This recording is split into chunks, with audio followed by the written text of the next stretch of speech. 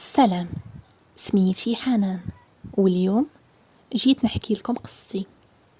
كبرت في مدينة الدار البيضاء من عائلة متوسطة. الأب ديالي كان نجار، والأم ديالي ربة بيت. عندي أخت وحدة اللي صار مني. عشت طفولة عادية ومستقرة الحمد لله. فمن وصلت للسيزيام اني تقدم لي واحد الشخص، كان من ساب خالتي. كان في عمره 30 عام وعايش في الخارج. عجبتهم خالتي وقالوا لها بغينا ناخذ من عائلتك، فقالت لهم عليا.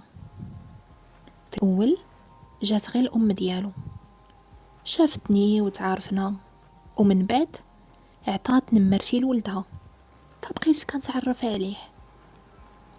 فمن خلال هدرتو بان لي ولد الناس، فارتحينا لبعضياتنا. وكان عندي شرط انني نكمل قرايتي، فهو ما كان عنده حتى مشكل. المهم جا في الصيف ودرنا خطوبة، والصراحة كبر بيا، لا هو ولا عائلته. كان هو الولد الوحيد عند والديه، وعنده خواتات اخرين اللي مزوجات. فداز 3 شهور، انا كنت ديك الساعه كنقرا في الباك. فجا باش نديرو العقد وخد لي ورقاتي باش نلتحق بيه. المهم خديت الباك ديالي وورقية مازال موجوده. عائلتي قالوا لي ما ديريش العرس حتى يخرجوا ورقاتك، وديك الساعه سيري نيشان عند راجلك من الاحسن. ولكن انا مع عقل الصغر ورجعت كنبغيه وكنسمع لاي حاجه كيقولها لي، فقلت لهم والو، هاد الصيف ندير العرس وربي كبير. ايوا هما مبغاوش يخسروا لي خاطري.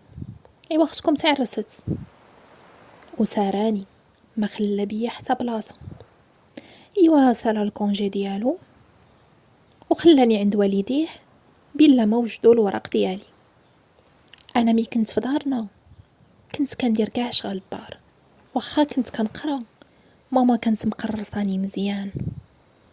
فمين مشيت سكنت مع والديه كنت كندير كل شيء، كنعجن، كنطيب، كنسيق، كندير الشهيوات. عكوستي ما كنتش كنخليها تحط يديها في الماء، وحتى هي كان عاجبها الحال وفرحانه بيا بزاف. شيخي كان واحد الراجل اللي ضحوكي وكيبغي يجمع ويهدر وخاطيه صداع المشاكل.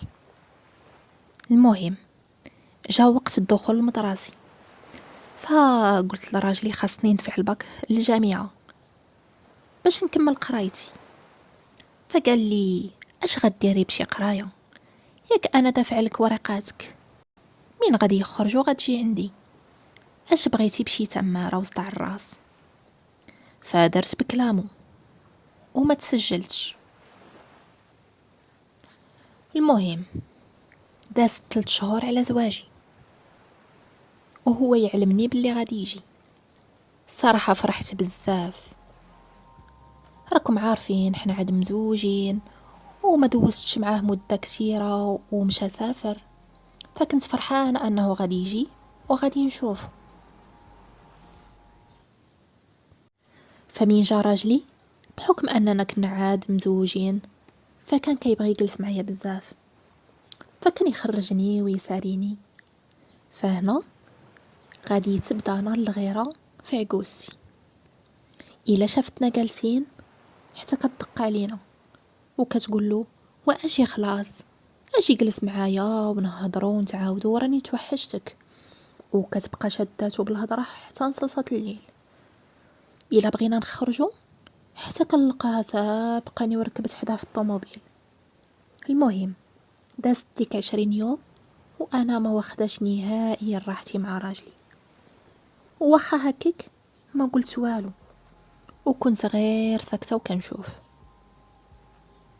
المهم راجلي رجع في حاله لخدمته، وهنا غادي نلقى عجوزه اخرى.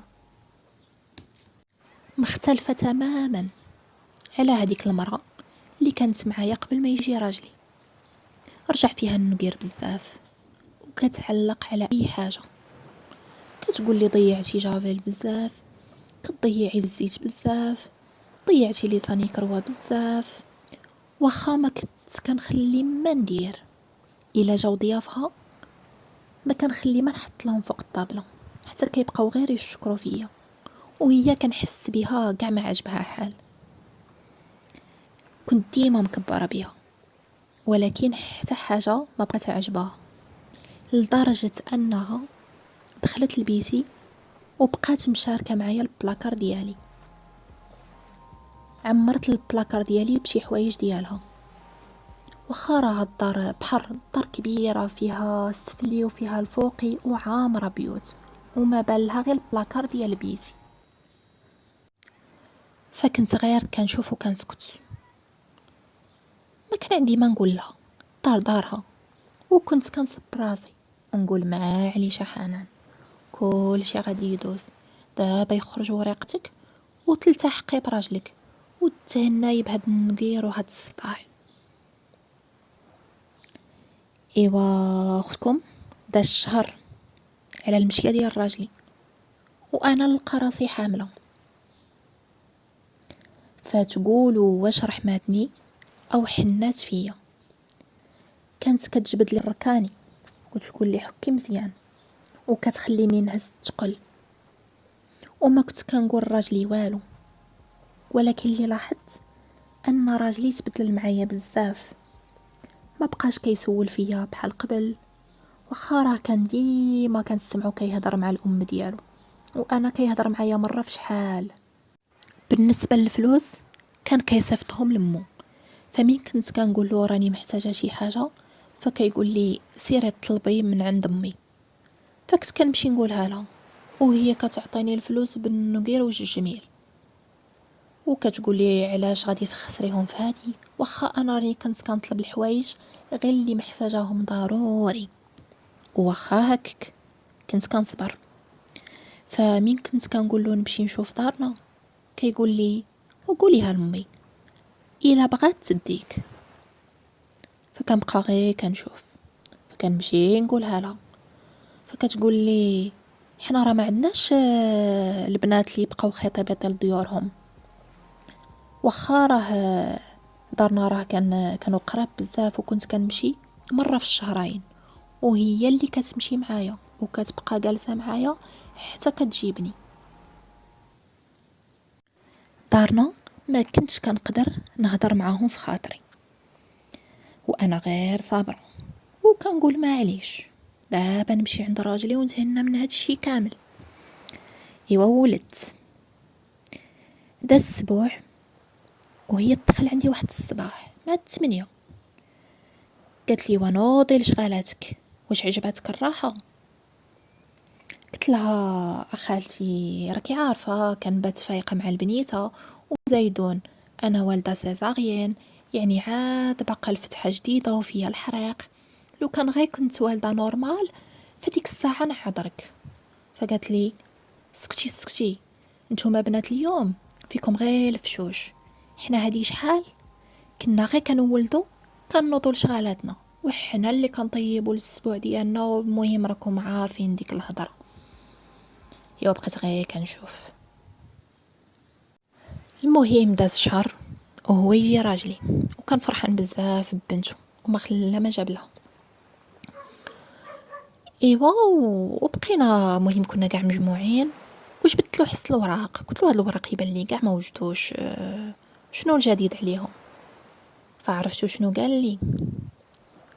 قال لي واش عواله تمشي للخارج؟ قال لي كاع على تحلمي، واش انتي حمقى؟ بغيتيني نخلي والديا بوحدهم؟ ضروري خص اللي يكون معاهم واللي يخدمهم واللي يطمن عليهم. يعني قال لي ابنت الناس انتي راني جبتك غير خدامه لدارنا، لا اقل ولا اكثر. انا بديك الصدمه بقيت غير حاله فمي وكنشوف، يعني كاع دوك الاحلام اللي كنت كنحلم وداك الصبر اللي صبرت ضرب لي كل شيء في الزيرو. أنا ما كرهتش ديك الساعة نهز بنتي ونمشي لدارنا، ولكن خفت، قلت راه واخا نبغي نمشي راه ما غاديش يخلي لي البنت وغادي يقلع حالي. فسكت وضربت الدم ودازو الايام ومشى في حالاته. غير هو مشى، انا داك الصباح جمعت حويجاتي وهزيت بنتي وجيت خارجه. فتعرض لي شيخي فقال لي فين ماشيه، وقلت له صافي هاد الزواج اللي كان جامعنا ما بقى فين نزيدو. فقال لي حنا ما عندناش البنات اللي يطلقوا، واش نتوما حتى ولدتو عاد بغيتو تفركشوا هاد العش. قلت له اسمع عمي، راه ولدك اللي كذب عليا، راه ما جاتش كاع المراه عايشه في قنت والراجل عايش في قنت، ماشي هادشي اللي تفاهمنا عليه في الاول.